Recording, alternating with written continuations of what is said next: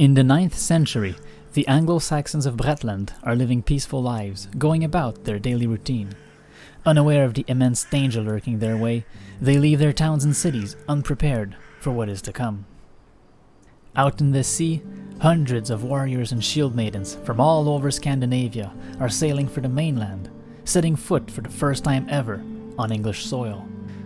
They are being led by the most fearsome Vikings the world has ever seen: Lagertha, Ivar the Boneless, Eric the Red, Rollo of Normandy, Freydis Eriksdottir, and Ragnar Lodbrok. These formidable leaders have but one goal in mind: build their saga as they raid Bretland in search of wealth, land, and fame. My name is Phoenix Leveik, and this is Sagas Bretland, a strategy game that will have you forge your saga as one of history's most renowned Viking. To succeed, you will need to explore Bretland, manage the land's resources, grow your army of warriors and berserkers, and use them to raid Anglo-Saxon settlements for loot and fame. Nothing, not even your fellow Vikings, will stand in your way as you become the next great Viking leader. The game plays in 8 total rounds, in which you will need to acquire victory points in order to win. Each round is divided into 4 distinct phases: the production phase, where you gather resources and produce units and buildings; the movement phase, where you explore Bretland and move your warriors in for battle; the battle phase, where all battles and raids triggered previously are resolved; and finally, the objective phase, where you will be scoring objectives for victory points. After the 8th round, the game ends, and the player with the most victory points is declared winner. Here's a rundown of each of these phases, played from the point of view of our 6 Viking leaders. Starting with the production phase, Freydis will draw an event card. These cards have varying effects and can be used throughout the game, if the condition is met. Oops, she drew Call to Arms. Now she'll need to resolve that one straight away.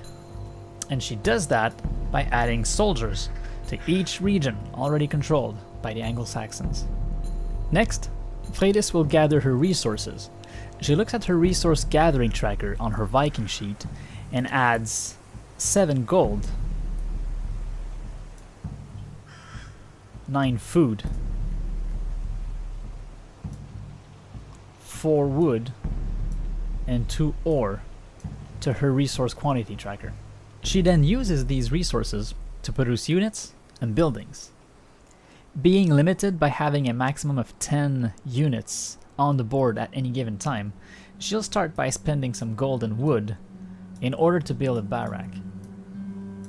This will allow her to increase her maximum unit counter to 13. She then produces 3 warriors and a berserker in this region here she controls, because the red player seems kind of hostile.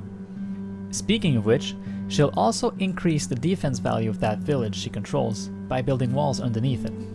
Being in dire need of wood, she then builds a village in this region here, replacing the explorer for it. This will allow her to increase the wood and gold on her resource gathering tracker, which will be gathered next round. And finally, she builds a Drakar for a later use, placing it near the game board. Looking around her, everyone else has also completed their production phase, as it is played simultaneously by all players. Next up is the movement phase. Because Freydis has the first player marker, she's the first to complete this phase. Once she's done, it's Eric's turn, because he's the next player clockwise. Eric will use both his explorers to discover new map tiles, starting with this one here. He flips the map tile over and then rotates it so that the plains regions are expanded here. Because explorers are able to generate resources, this will allow him to increase the food on his resource gathering tracker. The second map tile explored is already occupied by an Anglo-Saxon town, so he places a Saxon town figure on the icon there. A town card is drawn to determine the stats of this settlement. As you can see, Thethard has 2 soldiers defending it, so Eric places the figures in the region. To finish his movement phase, Eric moves these warriors from the mountain regions to the plains region here, raiding this Anglo-Saxon town. He places a Drakkar that was built earlier in this water region.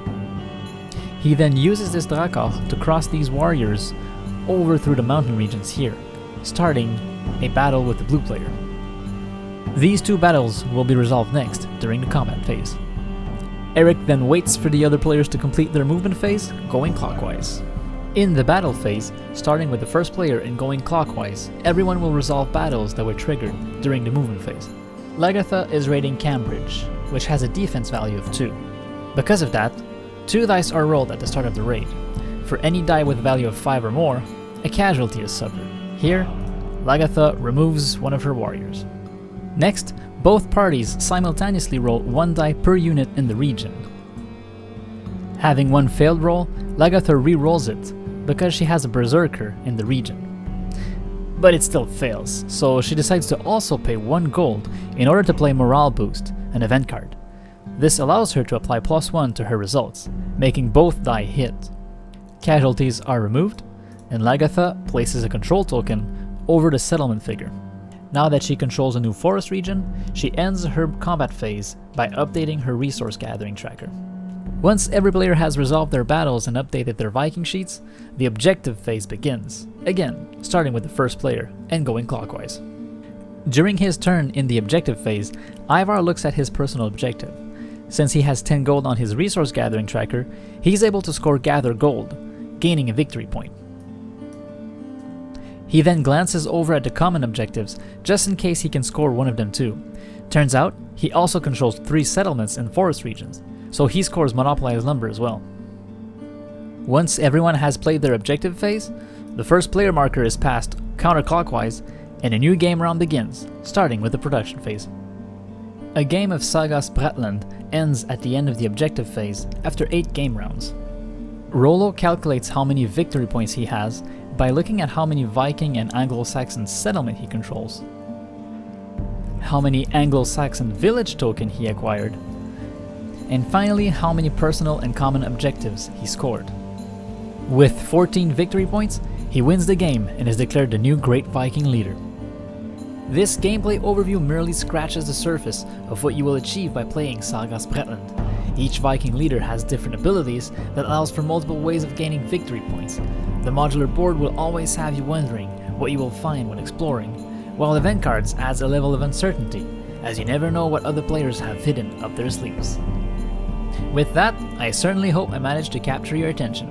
My name is Phoenix Levesque, and this was Sagas Bratland.